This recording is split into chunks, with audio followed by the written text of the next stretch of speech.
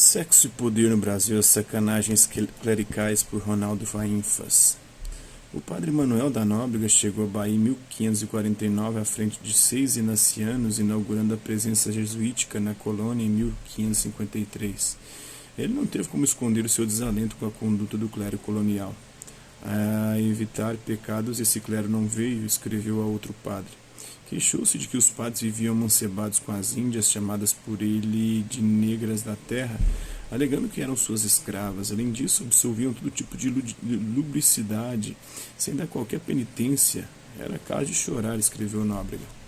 É claro que ele se referia ao clero secular, não aos quadros da Companhia de Jesus, os soldados de Cristo, que levavam a sério a militância apostólica. Quando não a levavam, eram expulsos. Já os clérigos do hábito de São Pedro não tinham a mesma formação dos jesuítas ou de outros frades regulares. O paradigma de julgamento era, em todo caso, a moral cristã em sua versão católica. Sexo é coisa má, só tolerável no matrimônio e só de vez em quando para procriar os filhos de Deus. Nóbrega teria razão ao criticar em meados do século XVI os padres que vinham pastorear almas no Brasil. Do ponto de vista da Igreja, tinha toda a razão, e ainda teria se vivesse no século XVII ou no século XVIII. Basta ler a confissão do padre Frutuoso Álvares, o primeiro a se apresentar ao visitador do Santo Ofício na Bahia em 29 de julho de 1591. Disse que nos últimos 15 anos tinha cometido tocamentos torpes com 40 pessoas, abraçando, beijando, a começar por um jovem de 18 anos, um rapaz, Contou que neste caso tocou com as mãos em sua natura, ou seja, na sua piroca, isto é, no seu pênis, provocando por 2 vezes poluição, fazendo ele gozar. Gozo no membro viril do rapaz. A linguagem oficial da época é, aliás, saborosa. O pênis era chamado de natura, membro viril, membro desonesto. Desonestidade, por exemplo, era a palavra muito usada para designar lubricidade, sensualidade ou simplesmente sacanagem. Nos documentos de época já aparece a expressão fazer as sacanas. No caso dos tocamentos em que o padre Frutuoso era perito, também havia uma expressão em parte familiar, jogar as punhetas.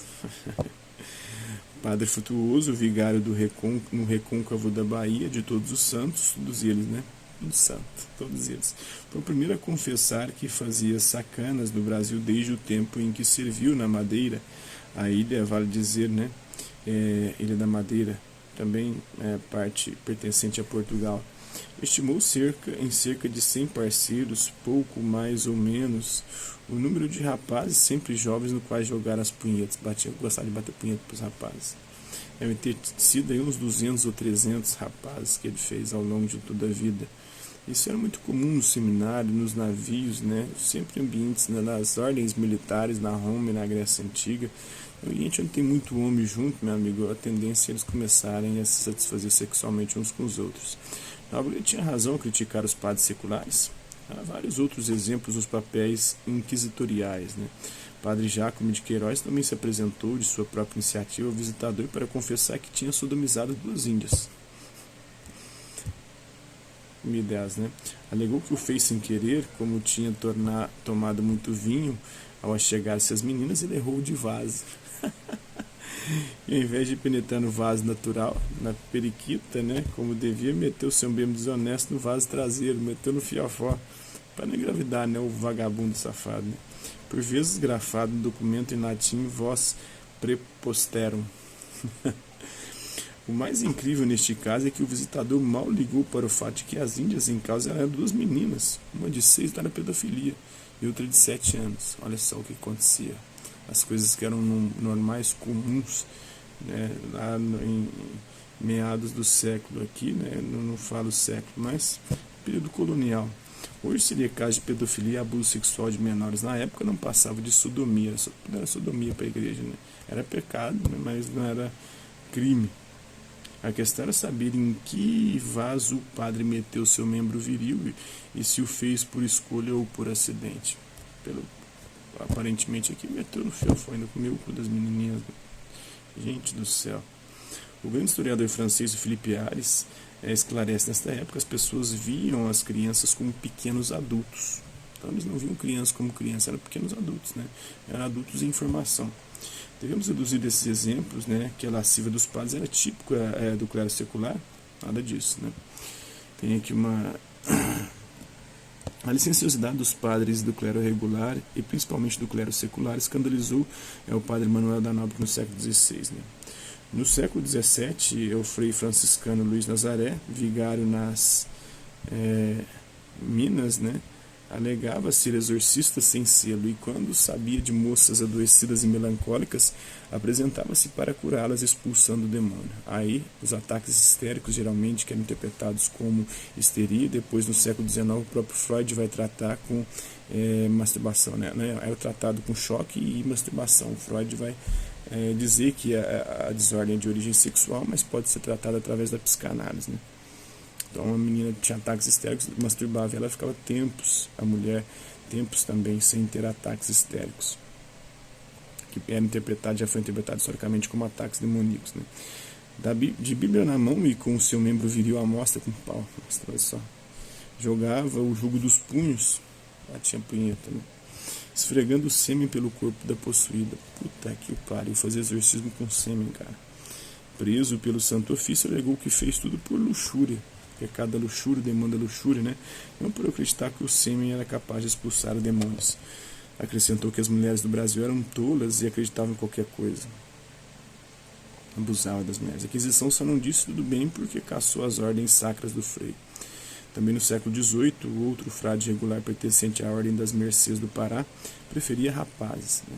Era gay. Gostava em particular de oferecer seu vaso traseiro, seu fiofó.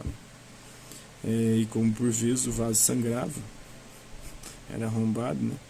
Ele dizia que estava menstruado. Puta que mil pariu, mano. Tem base esse negócio desse.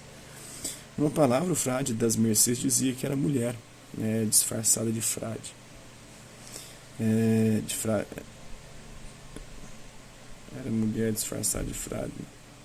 Ele acrescentou, como Frei Luís de Nazaré, de Minas, que também os rapazes do Brasil eram tolos e acreditavam em tudo, né? Enganava os caras e falava que era para eles, que era mulher, que era freira, para dar o fiofó para ele.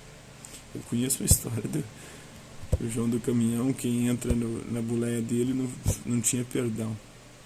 Aí ele pegou um sujeito lá, né? O sujeito não, uma mulher, suposta mulher, uma freira, e falou: freira, não vai ter jeito, meu nome é João do Caminhão, quem entra no meu caminhão, João não sei das quantas, quem entra no meu caminhão não tem perdão. Aí ela falou: pode ir, mas vai por trás, porque na frente está reservado para Deus. Aí o João do Caminhão meteu, né, na freira por trás. Depois ele acabou largando ela no destino, porque tinha dado carona para a freira. Ela falou: desculpa, freira, eu cometi um pecado muito sério, mas é porque eu não perdoo ninguém, eu não consigo me conter, não consigo conter meu apetite sexual. Eu falei: não, tudo bem, eu também não sou freira, não, isso aqui é minha fantasia de carnaval. Eu sou homem. E aí o João do Caminhão se lascou. Então, voltando daqui, né? Voltando aos padres seculares e aos heterossexuais, né? Lana Lage, em sua tese de doutorado, tratou dos solicitantes ad turpia. Quem eram, né? Os padres, em geral seculares, que no ato da confissão, ou a propósito dela, cantavam as mulheres, estavam em cima delas. Né? Até hoje ainda é isso, né? Quando não avançavam nelas, lá de cima, tentavam. Gente do céu, o Marcius Melian, né? Aí, muitos alegavam que, sendo eles padres, não havia pecado no avanço e que Deus perdoava. Outros, tratando com mulheres casadas, diziam que eles, padres, eram ricos e poderiam resgatá-las muito mais que os seus maridos, ou regalá-las, dar regalias para elas muito mais que os maridos.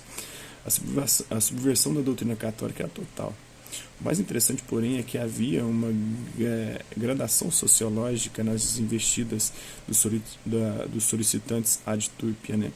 Com mulheres brancas e honradas. Eles vinham com uma conversa amorosa, tipo amor cortês. Um deles mandou uma florzinha entre dentes pelas grades do confessionário. Nossa, que coisa. Mas com mulheres negras, escravas ou forras, né, cortesia zero. Mãos nos peitos, mãos debaixo da saia, estupro, né? Trópico dos pecados, sim. Prova de que a igreja era conivente com sodomias, com pedofilias e abusos sexuais? Não. Só conhecemos tudo isso porque a Igreja Católica tinha aparelhos de vigilância e punição dos padres que subvertiam a moral cristã. Eles eram punidos, eram expulsos, né?